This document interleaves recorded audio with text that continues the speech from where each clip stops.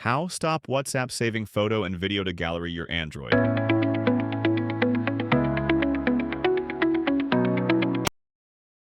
It's very easy and simple.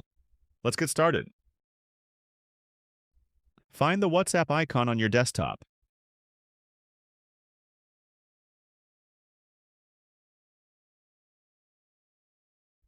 There it is.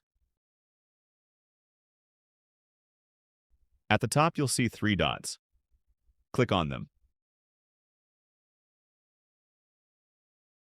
Next, select Settings.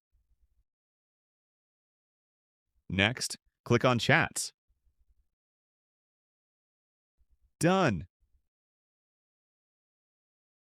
Select Media Visibility and turn it off. Now, new photos and videos from WhatsApp will not be saved in the gallery of your Android. Please subscribe to the channel and like this video. Have a great day.